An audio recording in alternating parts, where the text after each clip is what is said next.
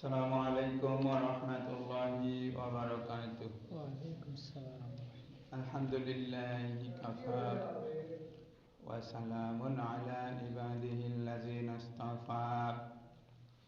أما بعد فقد قال الله تعالى في كلامه المجيد والبرهانه التوحيد. أعوذ بالله من الشيطان الرجيم. بسم الله الرحمن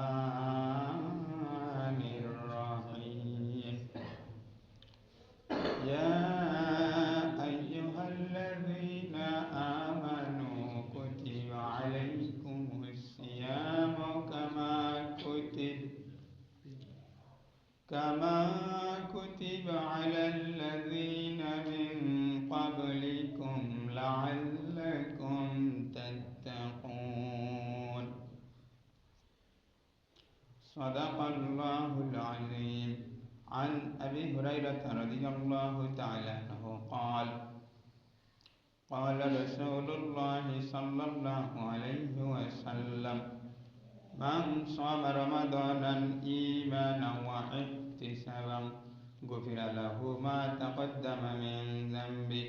وعنه قال قال رسول الله صلى الله عليه وسلم: كل عبد ابن آدم يضاعف الحسنة بعشر أمثالها إلى 700 ضعف. قال الله تعالى: إلا الصيام فإنه لي وأنا أجزي به.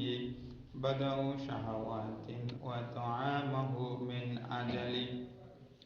للصائم فرحتان: فرحة عند فطره وفرحة عند لقاء ربه. وللخلوف فم الصيام أطيب عند الله من ريح المسك. متفق عليه. إن الله وملائكته يصلون على النبي يا أيها الذين آمنوا صلوا عليه وسلموا تسليما.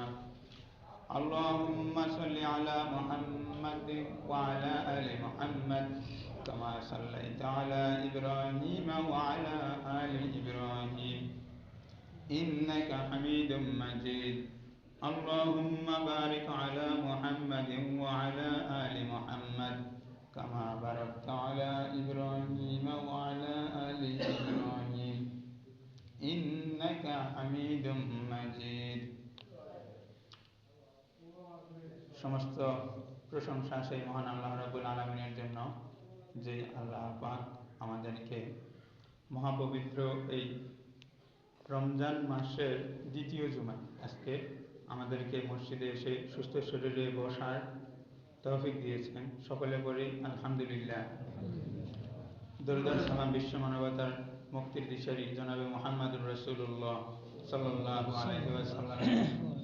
আমরা এমন একটা গুরুত্বপূর্ণ পবিত্র মাস পার করেছি যে মাসে কোরআন নাযিল হয়েছে। সকলে বলি সুবহানাল্লাহ। আল্লাহ তাআলা এই মাসের পবিত্রতার ঘোষণা দিয়েই বলছেন যে শাহরুর রমাদান আল্লাযী উনজিলা ফীহিল কুরআন হুদাল লিন-নাস ওয়া বায়িনাতিন মিনাল হুদা ওয়াল ফুরকান, যে এই রমজান মাস হলো এমন একটা মাস যে মাসে পবিত্র কোরআন নাযিল করা হয়েছে তোমাদের প্রতি। হুদাল লিন-নাস, মানুষের হেদায়েতের জন্য। মানুষ দিকহারা পথহারা হয়ে যাবে, এই পথগুলা মানুষদেরকে আল্লাহ পাকের দিকে ডাকার জন্য এই কোরআন এই রমজান মাসে তোমাদের উপরে নাজিল করা হয়েছে। আর কি করা হয়েছে? ওয়া বায়িনাতিন মিনাল হুদা ওয়াল ফুরকান, এবং সুস্পষ্ট দলিল, যেই কিতাব পড়লে মানুষ বুঝতে পারবে যে কোনটা হক এবং কোনটা বাতিল, এই কিতাব তোমাদের প্রতি নাজিল করা হয়েছে। এবং প্রসিদ্ধ রিওয়ায়াত যে এই কোরআনুল কারীমটা পবিত্র রমজান মাসে শবে কদরে নাজিল করা হয়েছিল। বলি সুবহানাল্লাহ। আল্লাহ তাআলা পবিত্র কোরআনের সূরা কদরের মধ্যে বলেছেন যে ইন্না আনজালনাহু ফি লাইলাতিল কদর, আমি এই পবিত্র কোরআনুল কারীমকে কদরের রাত্রিতে অবতীর্ণ করেছি। এই কোরআনের সূরা, সূরা আল বাকারা, দ্বিতীয় সূরা, কেউ কেউ বলেন প্রথম সূরা। এই সূরা বাকারার 183 নম্বর আয়াতে আল্লাহ তাআলা বলছেন যে ইয়া আইয়ুহাল্লাযিনা আমানু কুতিবা আলাইকুমুস সিয়াম, তোমাদের উপরে পবিত্র রমজানের রোজা লিখে দেওয়া হলো, তোমাদের উপরে নির্ধারিত, অবধারিত করে দেওয়া হলো, ফরজ করে দেওয়া হলো যে কামা কুতিবা আলাল্লাযিনা মিন ক্বাবলিকুম লাআল্লাকুম তাত্তাকুন, তোমাদের পূর্ববর্তীদের উপরেও এই পবিত্র রমজানের রোজাটা ফরজ ছিল, তেমনি ভাবে তোমাদের উপরেও এই রোজা ফরজ করে দেওয়া হলো। দ্বিতীয় হিজরিতে শাবান মাসে যখন কিবলা পরিবর্তনের ঘটনা ঘটল, রাসূল সাল্লাল্লাহু আলাইহি ওয়াসাল্লাম প্রথমে বাইতুল মুকাদ্দাসের দিকে মুখ করে নামাজ আদায় করতেন। তো এই কিবলা পরিবর্তনের ঘটনার সাথে এই রোজা ফরজ করা হয় বলে প্রসিদ্ধ বর্ণনা। তো এই যে রোজা, রোজা আমাদেরকে দিলেন আল্লাহ পাক কি জন্য? যাতে আমরা খোদাভীরু হতে পারি। খোদাভীরু হওয়ার যে একটা ট্রেনিং, একটা প্রশিক্ষণ আমরা এই রমজান মাস থেকে নিতে পারি, এবং এই রোজার দ্বারাই সবচেয়ে আল্লাহকে ভয় করা সম্ভব, এবং বান্দা সবচেয়ে আল্লাহ তাআলাকে ভয় করে। এই জন্য আল্লাহ তাআলা বলছেন যে লাআল্লাকুম তাত্তাকুন, যাতে তোমরা খোদাভীরু হতে পারো। আর রোজার মাস মানুষ অশ্লীল ফাহেসা বেহায়াপনা থেকে বিরত থাকে, খাওয়া এবং স্ত্রীর কাছে যাওয়া থেকে বিরত থাকে। এই জন্য এই যে একটা ত্যাগ আল্লাহ পাকের সন্তুষ্টির জন্য, এই রোজা কি আমরা মানুষের সন্তুষ্টির জন্য থাকি না, আল্লাহ পাকের একমাত্র আল্লাহ তাআলার রেজামন্দি, আল্লাহ তাআলার খুশির জন্য আমরা এই রোজাটা পালন করি। এই জন্য আল্লাহ তাআলা এর পুরস্কারটা আমাদেরকে নিজ হাতে দিবেন। এবং এই যে খোদাভীরুতার পুরস্কার, এটা হচ্ছেন আল্লাহ তাআলা বলছেন, হযরত আবু হুরায়রা রাদিয়াল্লাহু তাআলা আনহু, জলিলুল কদর, একজন প্রসিদ্ধ সাহাবী, রাসূল সাল্লাল্লাহু আলাইহি ওয়াসাল্লাম থেকে সবচেয়ে বেশি হাদিস যে সাহাবীরা বর্ণনা করেছেন তাদের মধ্যে একজন হলেন হযরত আবু হুরায়রা রাদিয়াল্লাহু তাআলা আনহু। এই আবু হুরায়রা রাদিয়াল্লাহু তাআলা আনহু হতে বর্ণিত হাদিস, তিনি বলছেন যে রাসূলুল্লাহ সাল্লাল্লাহু আলাইহি ওয়াসাল্লাম বলেছেন যে কুল্লু আমালু ইবনে আদমা ইউজাফুল হাসানাতি বিআশরি আমসালিহা, যে বনি আদম যে ইবাদতগুলো করে, এই ইবাদতের সওয়াব, এই ইবাদতের যে প্রতিদান, এইটা 10 গুণ থেকে শুরু করে 700 গুণ পর্যন্ত বাড়িয়ে দেওয়া হয়। বলি সুবহানাল্লাহ। 10 গুণ থেকে 700 গুণ পর্যন্ত বাড়িয়ে দেওয়া হয়।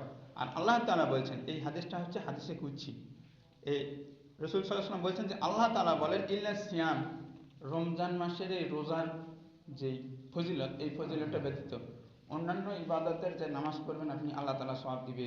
রোজা দান সদকা করবেন, সওয়াব দিবে। মিথ্যা কথা, হারাম কাজ থেকে বেঁচে থাকবেন, আল্লাহ তাআলা আপনাকে সওয়াব দিবে। এগুলো কোনো না কোনো ফেরেশতার মাধ্যমে বা কোনো একটা উপকরণের মাধ্যমে আপনাকে দেওয়া হবে।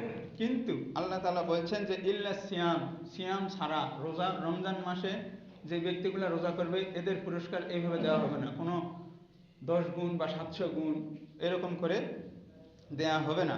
ফাইন্নাহু লি, কেননা এই রোজা হচ্ছে আমার জন্য, ওয়া আনা আজ্জি বিহি, এবং এই রমজানের যে প্রতিদান এটা আমি আল্লাহ নিজ হাতে দেব। ওয়া আনা আজ্জি বিহি, আমি নিজে দিব বান্দাকে।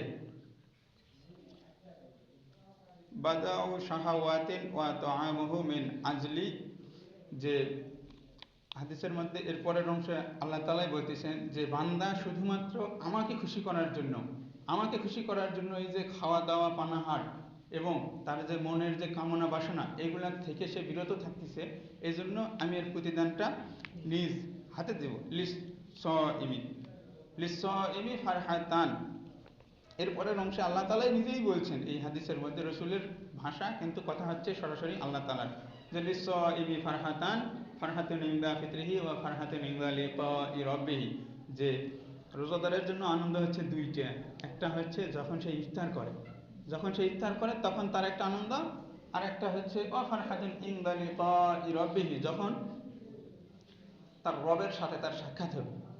রবের সাথে যখন বান্দার সাক্ষাৎ হবে, এই রোজাদারদের সাক্ষাৎ হবে, তখন তার একটা আনন্দ, এই আনন্দ যে কি জিনিস এটা একমাত্র ইমানদার ব্যক্তিরা ছাড়া এবং যখন আল্লাহ পাককে দেখবে তখন ছাড়া এটা বুঝতে পারবে না। আর হাদিসের শেষাংশে বলা হচ্ছে যে রোজাদারের মুখের থেকে যে ঘ্রাণটা বের হয়, এই ঘ্রাণটা আল্লাহ পাকের সাথে মিশক আম্বর সবচেয়ে সুগন্ধিযুক্ত বস্তু, তার চাইতেও প্রিয় বস্তু রোজাদারের এই মুখের ঘ্রাণ। সকলে বলি সুবহানাল্লাহ। এভাবে তো যেটা কথা যে ফারহাতুন ইনদা লিকাই রাব্বিহি, যে আল্লাহ তাআলার সাথে বান্দাদের দেখা হবে। সকলে আমরা জানি, অনেকে আমরা বিভিন্ন ওয়াজে নসিহতে শুনেছি যে আল্লাহ তাআলা বান্দাদেরকে দেখা দিবেন কাল হাশরের ময়দানের পর, যখন সবকিছু শেষ হয়ে যাবে, সূরা তেলাওয়াত করা হবে, একটা হাশরের মাঠ যখন কায়েম হয়ে যাবে, বান্দাকে যখন আল্লাহ জান্নাতে দিবেন, বান্দা তো জান্নাতের নিয়ামত রাজি দেখে খুশি হয়ে যাবে, তার আনন্দের শেষ থাকবে না, আনন্দের আতিশয্যে সে প্রায় পাগল পাড়ার মতো হয়ে যাবে যে সুবহানাল্লাহ, আল্লাহ তাআলা আমার জন্য এত নিয়ামত দিয়েছে। আল্লাহ তাআলা বলবেন, বান্দা তুমি আমার জন্য দুনিয়ার সুখ হারাম কি জিনিস তুমি তার কাছে যাওনি, এই জন্য আজকে তোমার জন্য এই পুরস্কার। তবে এর চাইতে বড় পুরস্কার আছে, জান্নাতের নিয়ামত রাজি, জবরদস্ত পাথর এবং সোনার যে বালাখানা এরকম দেওয়ার পরেও আল্লাহ তাআলা বলবেন যে আরো কিছু আছে। বান্দা তখন অবাক হয়ে যাবে, আরো কি আছে আল্লাহ? কয় এরপরে আছে যে তোমরা আমার সাক্ষাৎ পাবে, পর্দা সরে যাবে, লোকেরা মন ভরে আল্লাহ সুবহানাহু ওয়া তাআলাকে দেখবে, এটাই তার হচ্ছে সবচেয়ে বড় নিয়ামত। এই জন্য যারা মূলত আগের যুগের যে আলেমেরা অর্থাৎ তাবেঈগণ, এনারা বলছে যে যুবক ছেলে, একজন যুবক যতক্ষণ পর্যন্ত আল্লাহ তাআলার ভয়ে খারাপ কাজ থেকে কুনজর দৃষ্টি ফিরাই রাখবে, যতক্ষণ দৃষ্টি ফিরাই রাখতে পারবে আল্লাহ তাআলা ওই পরিমাণ তাকে পরকালের দিনে দেখা দিবেন। তো রমজান মাস একটা ট্রেনিং মূলত।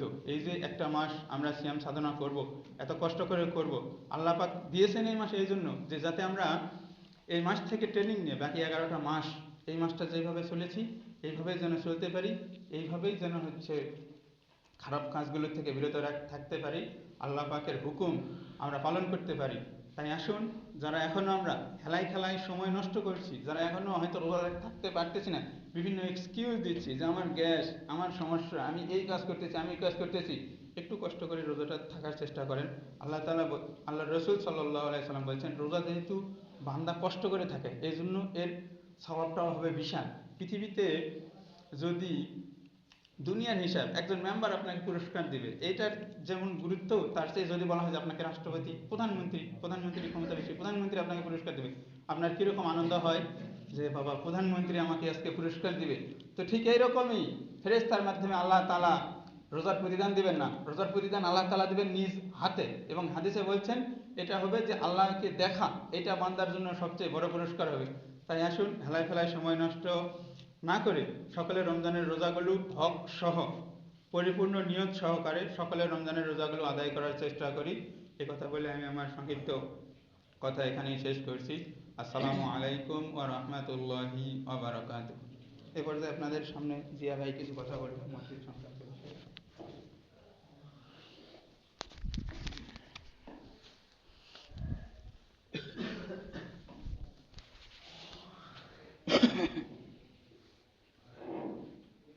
السلام عليكم ورحمة الله. بسم الله الرحمن الرحيم. الصلاة والسلام على سيد المرسلين